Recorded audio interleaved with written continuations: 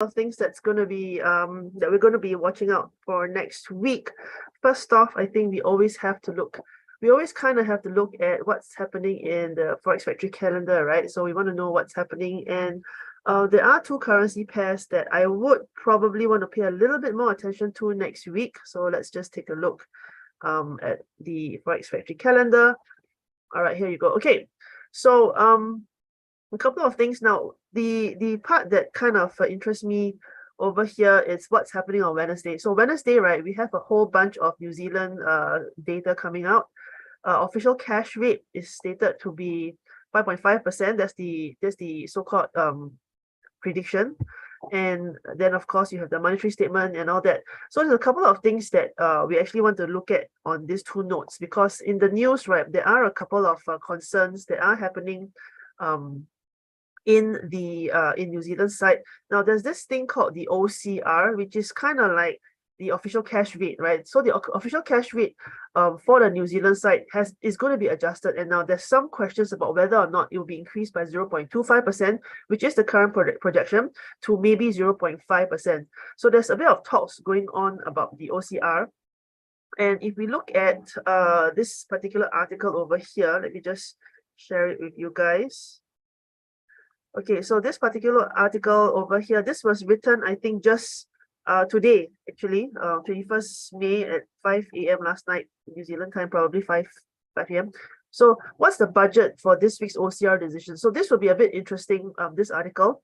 They talk about the the current rate at 5.25%, expected to increase. Now, you don't really need to know the super a lot of details in there. It just talks about what is the purpose of this, and the net effect of what they're trying to do is trying to curb inflation while trying to stimulate demand at the same time, right? So the bond issuance will increase significantly, with an additional 20 billion of bonds issued over the next 4 years, which is twice the rate predicted by the ANZ. All right, net debt is forecast to reach 95.3 billion by 2025, 26. This is a bit far off.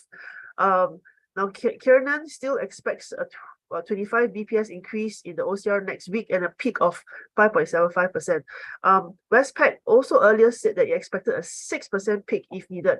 So a lot of eyes is on the statistics coming out from the New Zealand side. It's going to be 5.5 next week, and then a gradual increase maybe in June, July, expecting to hit about 5.75%. Now, what does that mean for the New Zealand currency itself if we're trying to position ourselves over a medium to long term on the currency? Now, the currency, okay, this is the article. I hope you guys can see. All right, so the currency rate, right? We're talking about the carry trades, So the carry trade currencies that are popular right now are, for example, the USD with an interest rate of 5.25%, followed closely, of course, by New Zealand, whose current interest rate is also about 5.25% and maybe going up to 5.5% next week. And what the carry trade traders, what that means is it's going to be quite profitable to hold a cross between, for example, the USD and the JPY, right, with very low interest rate, or the New Zealand dollar and the Japanese yen, again with a low currency, with a very nice interest rate differential. So it's more for a medium to long term positioning. You know, if you were going to position a carry trade that's going to carry on for a couple of months, etc., as part of the portfolio, then it would be good to kind of hold currencies with a very wide carry trade differential, which is kind of what's coming into season right now. Now, if we talk about this a couple of like maybe last year or mid last year, or maybe early last year, where interest rates are all so low and the differences are very, very little, right? I think globally everybody was looking at 0% interest rates to 0.25, 0.5, the max, right? And suddenly now this interest rate differential got so much wider. So if you're positioning for traders who have medium long-term positions, definitely the carry trade differential will impact their decision in where to position their so-called portfolios, right? So what is interesting for the New Zealand dollar is there is talks, or there is a sentiment that there is a very good probability of interest rates popping up to 5.75 and maybe even a 6% towards the end of the year, maybe mid next year, right? So what it means is, for carry traders who is holding a position on the New Zealand dollar, and let's just say Japanese yen, right? It is it for the long haul, you know, it is in their interest to kind of hold it off for the long haul, right? So let's take a look at the Kiwi yen. Now, the Kiwi yen has been swinging in between this range for the longest time. This is a daily time frame. So from May 2022 last year till May now, it's almost a year. And last year in May 2022, it was also during that period where the Japanese governor said that they were going to keep the yen interest rates low, all right? And then, of course, a whole bunch of stuff happened over there and it's now there. Now, why am I interested in this is because price at the Kiwi yen is revisiting a nice, decent horizontal level. Now, of course, with that carry trade in mind and with that positioning in mind, I am looking to see whether we can take a pop of the Kiwi yen towards the next segment. So when I talk about segment, right, let me just zoom out a little bit. So this is the zoomed out view. All right, or maybe let me go to a weekly time frame, might be a little bit clearer. Now, this is what I'm interested in. For the longest time, for almost a year, what's been happening is, let me just draw this out. But what's been happening for the entire, this is a weekly time frame, so this is like almost a year. Almost a year, the Kiwi yen was kind of hanging in there, right? In terms of this very nice big range. So it's like a $5 range price. Is just, you know, bing bonging from this area. Now, why am I interested in this currently is because next week we are going to have two, maybe just one big news coming out from the Kiwi side, which is where are they going with their interest rates, right? If they are going to be as aggressive, as hawkish about their interest rates, then this could see us popping it up into the next segment. All right, so this is the first consideration that I'm having. The second part of the news coming out, that potential news coming out, is over here. Let me just find the article for you guys. All right, so this article. Okay, this article is written. Let me make sure I'm sharing it. Okay, so this article was came out on the 19th of May. So this is just like 2 days ago. And as always, one eye is on Bank of Japan because we want to see whether the new governor Ueda is going to do anything different from their monetary policy. And over here, just 2 days ago, Bank of Japan's Ueda vows to maintain easy policy, rules out chance of an early exit. So while there's a lot of noise about, hey, you know, this new governor in town, maybe we are going to increase interest rates, the news comes out outright, straight from the horse's mouth, that after this news conference, you know, the talks are Japan will be a dovish outlier. They patiently maintaining ultra loose monetary policy, which means the kind of like fear of Japan suddenly increasing the interest rates is probably a little bit more, you know, towards the low probability side, right? So nothing really interesting in this. It's just a lot more other information. So over here, no change to the 2% target. All right. Core Japan's inflation is 3.4% in April, which is well above the 2% target. All right, and the dovish tone, it is still a dovish tone. So while I don't need to know every single word of the article, I'm just trying to go for the tone of the article. So once this article comes out, there are going to be a lot more Japan yen bears coming back into the market. So what I'm doing is I'm trying to look for this differential over here. We have Japan who says that no, they're not going to change interest rates. They're going to remain pretty bearish. And over here we have the New Zealanders saying that they're going to be a bit more aggressive, a bit more hawkish, right? Pushing their interest rates to 5.75, maybe 6% in the next 6 months to a year. So potentially, why is it of interest right now? Is because on a weekly time frame, you can see price already visiting this I would say this resistance area. Now, as you guys know, most of the time, like there's going to be a 70% chance of the time price is going to bounce back off if we just take pure statistics. But what about that 30% when price breaks? This is like a 30% chance. So the probability is low in terms of the statistics as a horizontal level. But what I do like in favor of this chance over here is that the monetary policies of both the Kiwi and the yen is telling us that something might change over here. All right, so two ways as a fundamental trader, two ways I would want to position myself next week is with an eye on the news, especially on Wednesday. I am going to look for potential long signals over here. All right, if we talk about cyclicity, right, and if we talk about a bit of the technicals here, a bit of the cyclicity indicators over here. Hang on, there's my pen. Okay, if we talk about cyclicity, right, we already have on the daily time frame, and now back on the daily time frame, we have the cyclicity showing us that it's going back up. Now, what's going to be interesting, what is already interesting is the nearest previous high has been broken back here. The high has been broken back here, and we have a high of 2022 over here. Now, once this is broken, I'm pretty sure it will just trend all the way up to our next horizontal level. The hardest part is trying to figure out, will it just pop back up here and then come back down? So this is the part where I think a lot of us will have to be a bit more careful and a bit more strategic in planning our trades, because there is going to be a chance where the noise will take us a little bit of pop, all right, and then it's going to come back down as would, and then price will just stay in this entire area again. All right, so this is probably good for those who are range trading, but there's a good probability that the moment price breaks out and gives me that, that bounce off the horizontal level, I think we have a decent probability of hitting it back up to the next segment, at least until news has changed in the New Zealand yen side. So why I do like this particular chart, right, is because it gives us a current opportunity. It gives us a nice opportunity being at a area of, I'm pretty sure a lot of reversal traders are going to be here. I'm pretty sure we are going to have a lot of people trying to short this part over here.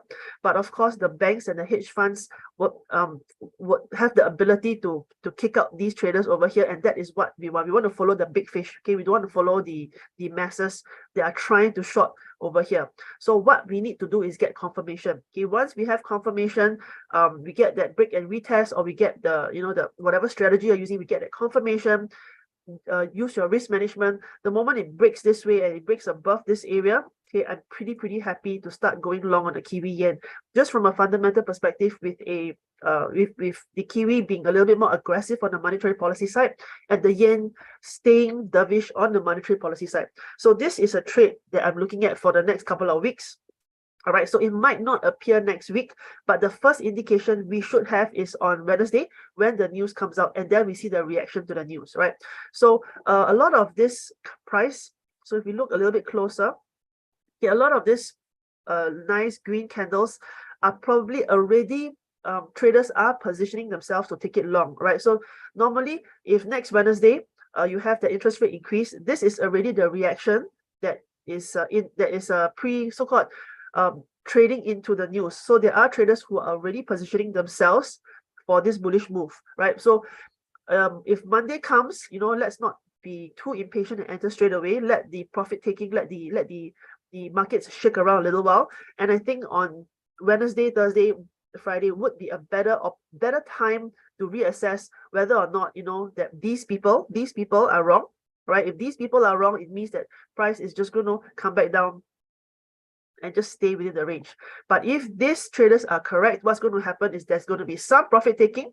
Okay, there's going to be some profit taking Monday, Tuesday, Wednesday. Once the news comes up, we are going to see a blast off. All right, so I'm going to be really patient and wait for that Wednesday news.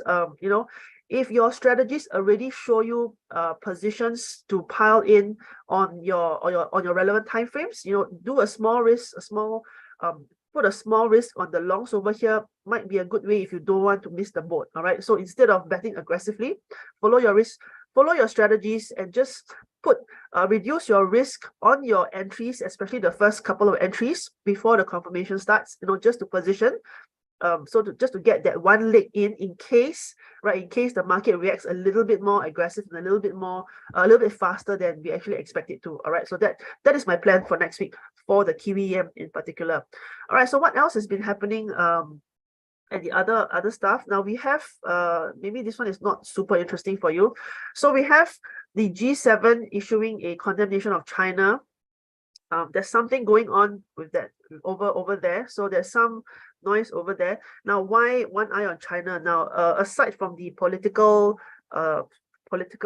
fights they're having and stuff like that, what as traders we are interested about is how will it impact China's economic health, right? And in that same tone, how will that translate back to the other countries who depend largely on China for trade and trade relations? So who is going to be affected in this news? Okay, Australia and also definitely New Zealand. I mean, a small portion of it does affect what's happening over here. We are already seeing a little bit of weakness coming into the Aussies. All right, let's go for the Aussies a little bit. So if we look at just the Aussie dollar just as a bar, Okay, a little bit of weakness has been coming back into the Australian dollar.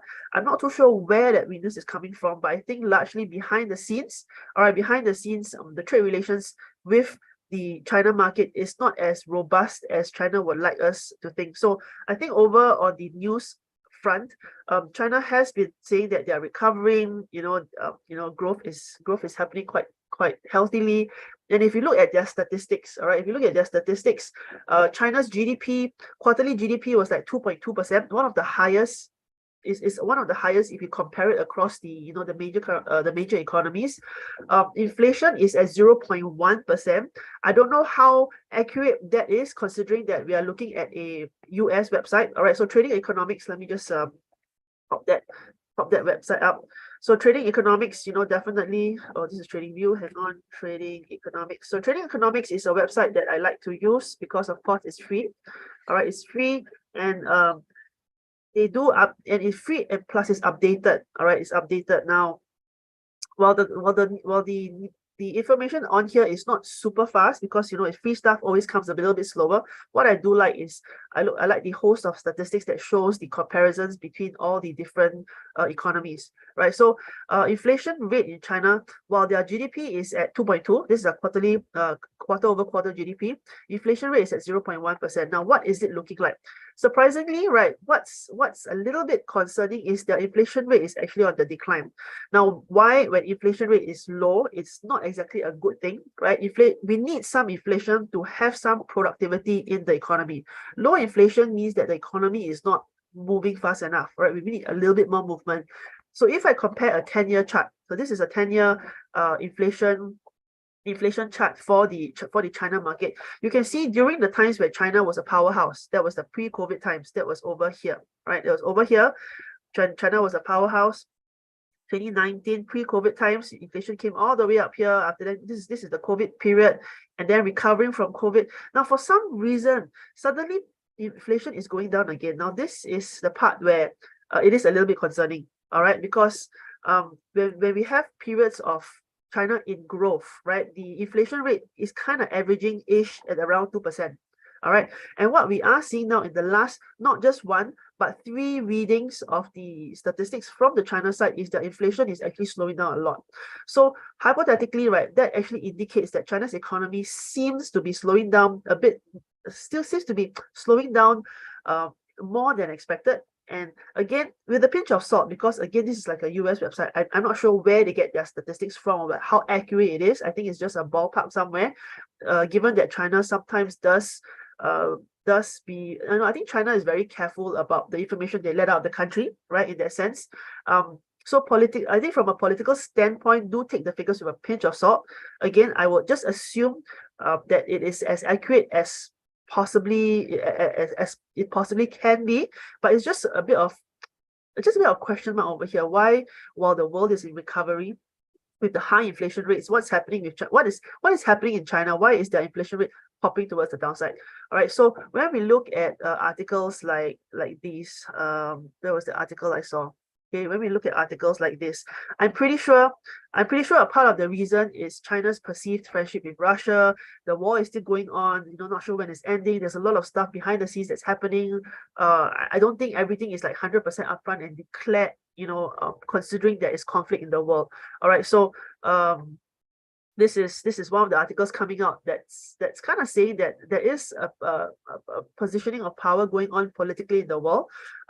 Everybody's in the US side is kind of, I would say, worried about China partnering up with Russia. That's like an old story. Everybody knows that story is there, but I think it's kind of starting to be reflected in the economic numbers. I'm not sure how accurate it is again, but I'm pretty sure China's import-exports is affected. If US has sanctions on China imports, it means that they might be diverting resources elsewhere. They won't be importing as much stuff from China as compared to a year ago.